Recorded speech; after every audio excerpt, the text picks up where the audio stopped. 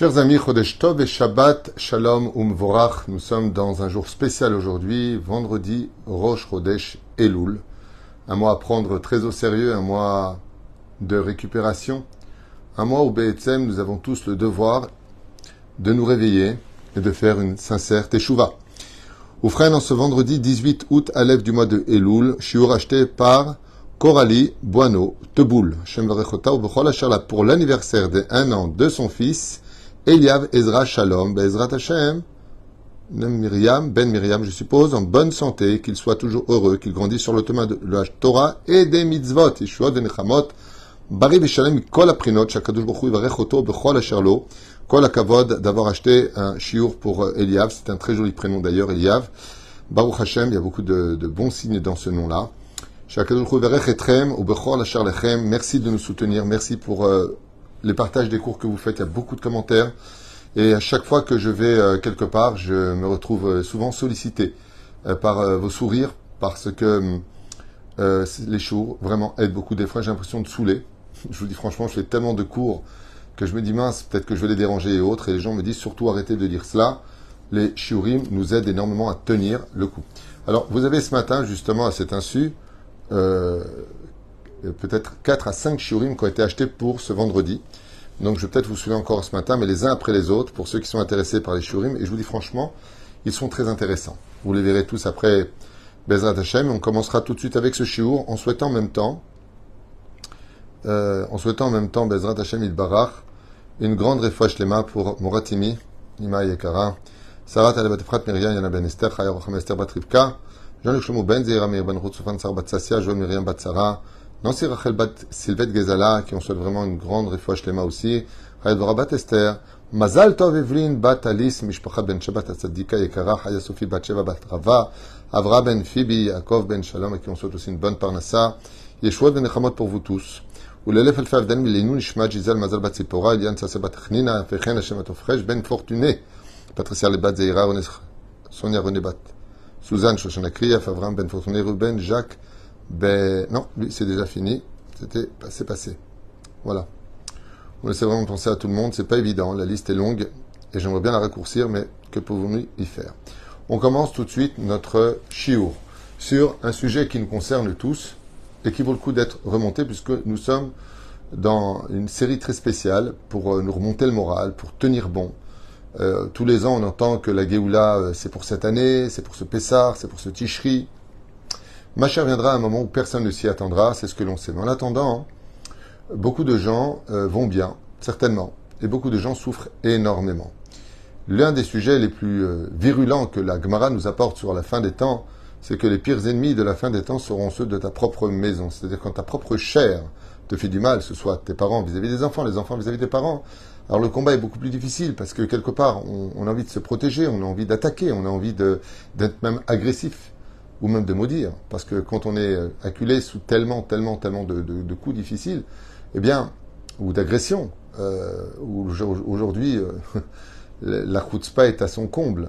La chutzpah est à son comble. Je vous raconterai une anecdote brièvement, comme ça, imaginez que des personnes soient à Eilat, à l'hôtel, et puis que des amis sont à côté, et puis qu'ils leur proposent de venir les voir. Donc pour entrer à l'hôtel, il faut le numéro de la chambre. Alors imaginez un petit peu cette scène-là, que c'est un truc de fou, hein. Imaginez que ces soi-disant amis appellent. Alors vous êtes où? Ben, on est juste à côté, on voudrait venir vous voir. Et donc eux, ils donnent la chambre 1902, par exemple. Et donc, il passe, oui, on vient voir telle famille, 1902, donc il rentre, il rejoint directement à la piscine, ce qui n'est pas forcément le meilleur endroit où doit se trouver un juif, une piscine mélangée.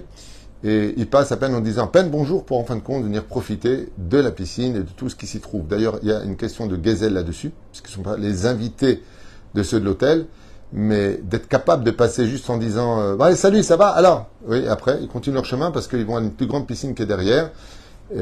Pour vous dire un petit peu la folie des gens. La folie des gens. C'est même pas de visage, même pas de fait semblant d'être venu le voir en disant écoute, ça te dérange pas. Oh, regarde, je vais maintenant, après un quart d'heure. Non. On est dans un monde, vraiment, si ce qui m'est raconté est vrai, je pense que c'est vrai, on est dans un monde de fous, de fous, mais pas shoot, de fous. C'est incroyable. Il y a même des gens qui viennent te dire, dans ton argent, à qui tu dois donner l'argent, à lui et pas à l'autre, et pourquoi tu as donné à l'autre et pas à lui, mais va te suicider, va donner ton argent, qu'est-ce que tu veux chez l'autre? Tu es en train de lui dire à qui tu donnes de l'argent, à qui tu donnes pas d'argent. Va toi donner de l'argent. Et c'est toute la journée comme ça. Alors envie de dire à Kadosh Baruch Hu, ma tarotse. Ma tarotse. Tu fais tomber, sauf une femme enceinte qui attend un enfant. Elle arrive au 4e mois, boum, le cœur est battu, chas shalom, et il tombe. Jusqu'à ce que la fille, elle se marie, jusqu'à ce qu'elle puisse avoir un enfant. Bah, c'est un trisomique. Jusqu'à ce que, combien on a envie de dire à Hachem, mais qu'est-ce que tu veux? Qu'est-ce que tu veux? La réponse est simple. Regardez la Torah. Veillez mahanecha kadosh, et que ton camp soit saint. Est-ce que tu regardes des choses saintes, toi? Est-ce que toi, tu te comportes bien? Alors, à Kadosh Baruch Hu, mieux vaut ne pas avoir affaire à lui. Pourquoi? Parce que tout ce que fait Hachem, c'est que justice. Mais malgré tout le mal qu'on reçoit, si Dieu est bon à ce point-là, il faut bien qu'il ait quelque chose de positif. Il faut bien qu'il se passe quelque chose. Alors j'ai fait pas mal de cours, pas mal de séries sur les forces du mal, l'origine du mal, qu'est-ce que le mal, qu'est-ce que le bien, quand on bien fait. Et je peux vous affirmer une chose, chers amis, que celui qui vous parle en ce moment est quelqu'un qui passe par beaucoup d'épreuves aussi. La seule différence, c'est que moi, ce que je vous enseigne, je le vis. Je les survole et je vais donc très bien, malgré toutes les épreuves qui sont nombreuses et les responsabilités qui m'accompagnent chaque jour. Baruch Hashem, Maïmouna, me permet de monter sur mon tapis volant et de regarder les problèmes d'en haut. C'est-à-dire de ne pas trop perdre de temps avec eux. Je les vois, je les analyse. Est-ce qu'il y a lieu de parler? Il n'y a pas lieu de parler. Est-ce que ça peut arranger? Est-ce que ça peut pas arranger? Vu le déni des gens et la bêtise humaine de la génération, eh bien, je fais mieux que ça. Je m'occupe de ma Torah et j'utilise le fameux proverbe tunisien, qui m'aime me suit, tout simplement. Celui qui m'aime pas, qui suit un autre chemin. Moi, c'est ma vision des choses. Je perds pas trop de temps avec la folie de cette génération, surtout que, comme je l'ai dit hier, pour canaliser l'objectivité de ce monde, il faut déjà être normal. Et pas tout le monde l'est, malheureusement. Be'ezrat Hashem Yitbarach, Sheneske Yeshuot Venechamot, à cause de quoi? Parce qu'on n'écoute pas la Torah. Parce qu'on suit n'importe quoi, on fait n'importe quoi, on va n'importe quoi. Et autour de nous se trouve énormément de clipotes, des clipotes, des clipotes, des clipotes. Comment vous voulez qu'un homme qui se retrouve dans la touma de ce monde, d'accord, à parler des uns et des autres, de même pas vérifier si ce qu'il mange est complètement cachère, s'il n'y a pas des tolaïm, s'il n'y a pas des vers dedans. Comment vous voulez qu'une personne qui se retrouve parmi des femmes dénudées, remplies de tac, tac, tac, tac, plein de clipotes, il soit objectif? Comment vous voulez que quelqu'un qui étudie la Torah, le Shem Ga'ava, par orgueil, il soit normal? Il est bourré de clipotes. Et les clipotes, ça fait une rempart qui t'empêche de voir la réalité et de te raisonner. Donc tu perds ton temps. C'est très difficile. C'est compliqué. Hier, je parlais avec quelqu'un, il me disait, mon conjoint, il est bipolaire. L'autre, il est schizophrène. L'autre, il est borderline. L'autre, il est... Alors, c'est vrai qu'il y a aussi beaucoup de gens normaux et beaucoup de gens qui vont bien. Aval, ça fait quand même une sacrée dégringolade. Alors, premier cours d'aujourd'hui, Bezrat Hashem Yitbarach, c'est de nous faire comprendre une généralité de la positivité de ce qui nous frappe le plus. Damrou Rabotenu, d'Alecha, sache que, Kol davar caché chez Ba'elecha, toute chose difficile qui vient chez toi, Ba'elecha per Alecha, vient te réparer. Agnien. Ça veut dire que toute chose qui n'est pas bonne, toute claque que tu prends sur le visage, sache que ça vient te réparer. C'est sûr que si ça arrive, c'est que quelque part tu le mérites, comme on l'expliquait hier dans le shiur magnifique de canalise ta relation entre toi et ton prochain. Je vous conseille de voir la série de cours qu'on va continuer d'ailleurs aujourd'hui sur le canalise ta relation entre toi et toi-même, toi et ton prochain. Après, on va faire toi et Dieu. Vous allez voir un petit peu. C'est extraordinaire ce que nos Chachamim nous livrent sur un plateau dans le domaine de la Torah, de la psychologie, de comment surmonter. Parce que la connaissance de la Torah, c'est bien. Mais si tu n'as pas la force psychologique de surmonter, tu vas nulle part. Oufren, la première chose qu'on doit savoir, c'est que quand quelqu'un de ta famille te fait du mal, un voisin te fait du mal, qui que ce soit te fait du mal, la Gemara nous dit, personne ne peut lever le petit doigt dans ce monde si du monde d'en haut ne lui a pas donné la permission de le faire. Ça ne veut pas dire qu'il n'y a pas de libre arbitre, ça veut tout simplement dire que lui, c'est l'abruti du village qui a été choisi pour faire le mal et il le paiera lui aussi. Mais s'il te fait ce mal jusqu'à toi et qu'il arrive à te toucher, c'est que dans le ciel, tu fais une réparation. Si ça te touche, tu fais une réparation. Mais tu peux éviter que ça te touche. En souriant, Gamzo Letova. Tu laisses tomber, passe, Anisman. Pas le temps de perdre avec ça, j'ai mieux à faire dans la vie. C'est pour ça que quand j'ai en face de moi une cible qui est de servir Hachem, alors toutes les intempéries qui viendront sur ma route, je perds pas de temps avec eux. J'avance. Parce que chaque jour qui passe ne doit pas être gâché par la tristesse et le désarroi de la douleur qu'on nous impose dans la société dans laquelle on vit aujourd'hui.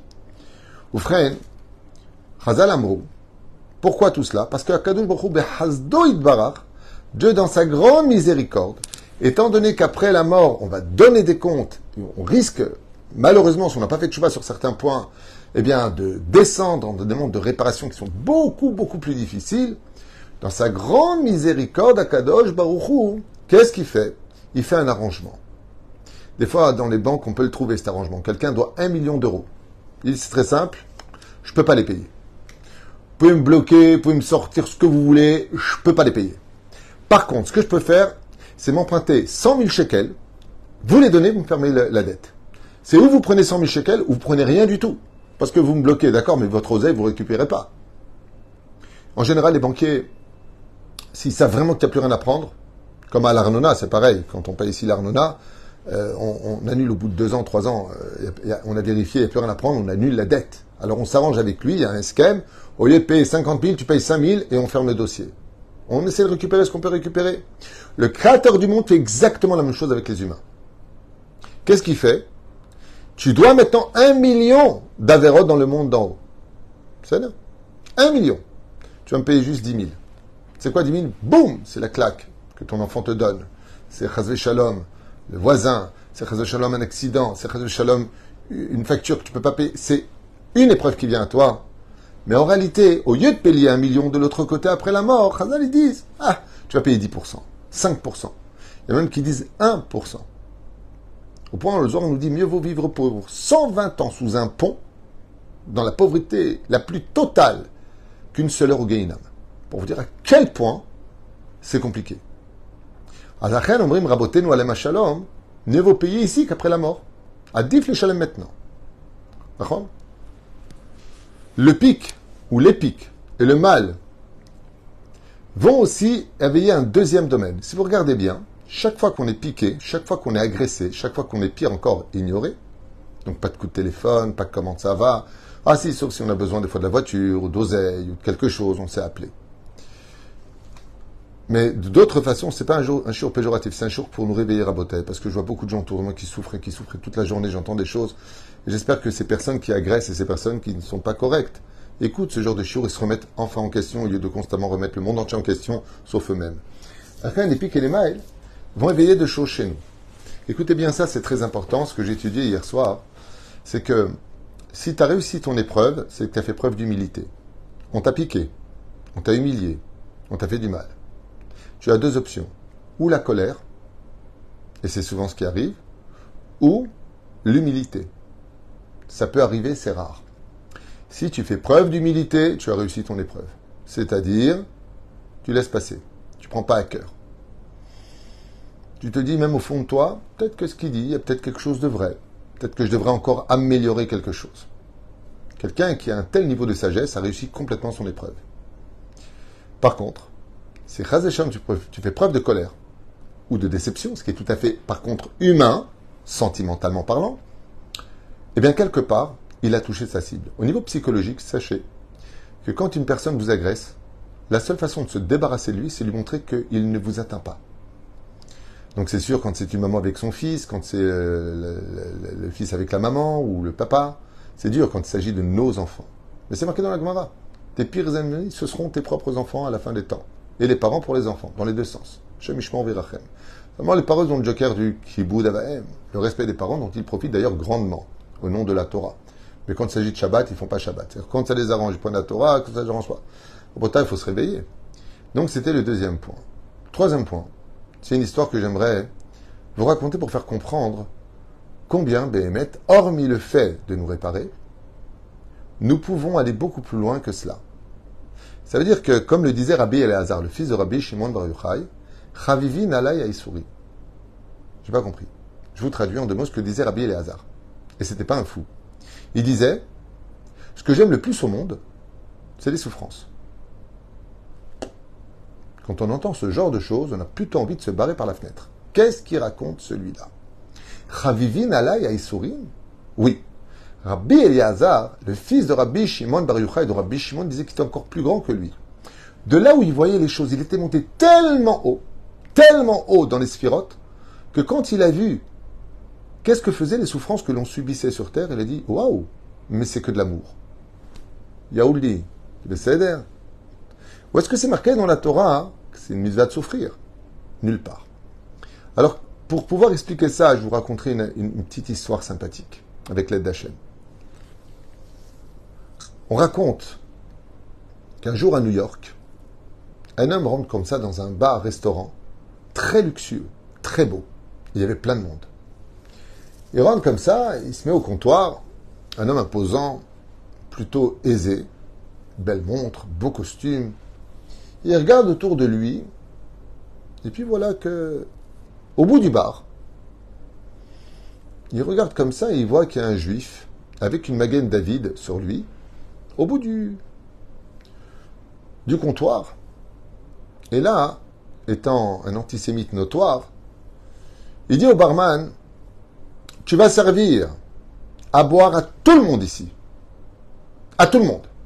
Sauf à celui-là qui est là-bas. Là. Celui-là là-bas, il le montre devant tout le monde. Lui, tu lui donnes rien, lui.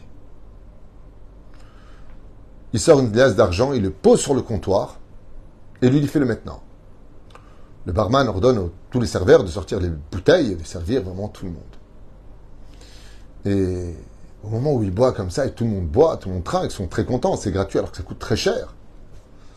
Le juif le regarde de loin comme ça, et il lui baisse la tête en lui disant « Merci beaucoup ». Là, ça le met en colère. Quoi, ça ne te touche pas? Qu'est-ce qu'il fait?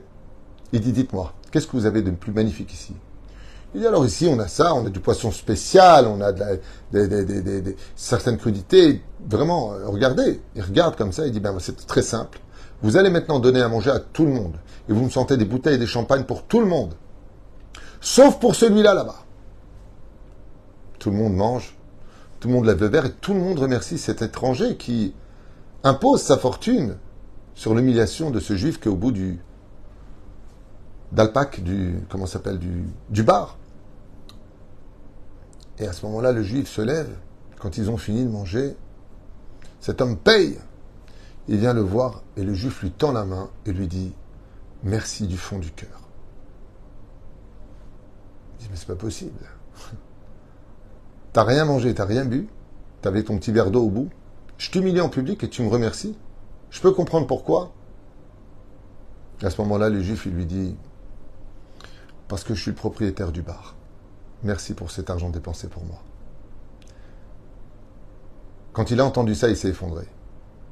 C'est exactement ce que a vu Rabbi Elazar ben Rajbi. Quand il est monté dans le monde d'en haut, il a vu qu'on était humilié, poursuivi, agressé, pire encore, enterré vivant et ignoré. Mais de là où il a vu, qu'est-ce qu'il a vu? En réalité, le propriétaire des souffrances, c'est nous. C'est-à-dire que tout ce qu'on va dépenser pour nous faire du mal, c'est nous les bénéficiaires, parce que le restaurant est à nous. Et donc, quand tu as sorti ta première liasse, le juif, il a eu exactement ce qu'il voulait. La deuxième liasse, encore plus importante, le juif était encore plus content, il a fait sa journée, voire le mois. Et c'est comme ça exactement qu'on doit vivre les choses.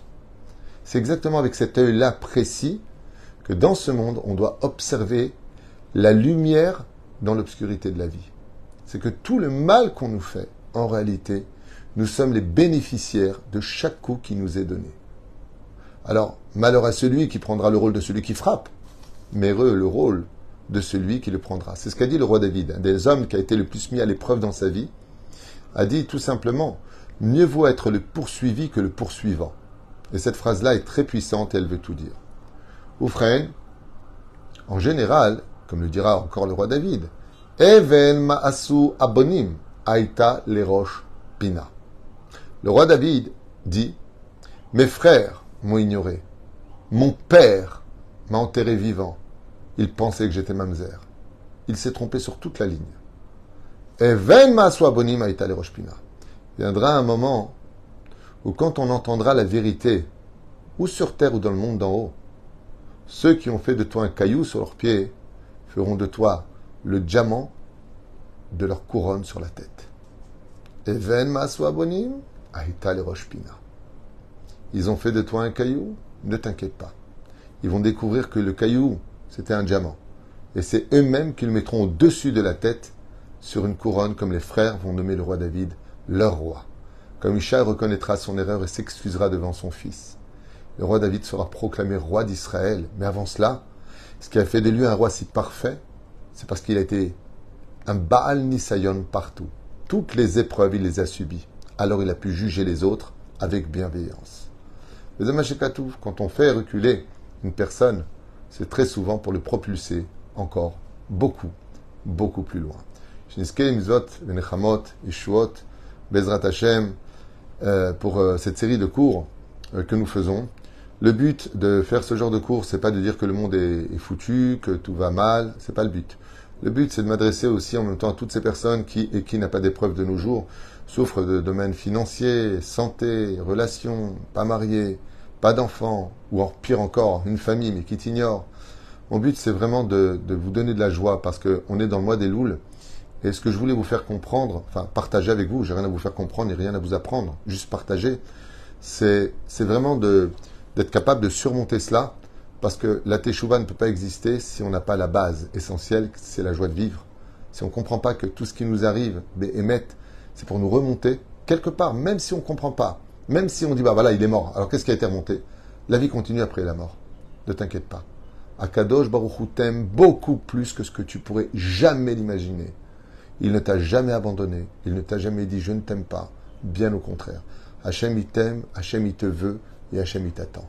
Ne crois pas le contraire parce que sinon, tu n'auras rien compris à ta vie. C'est du pur Yetzirara.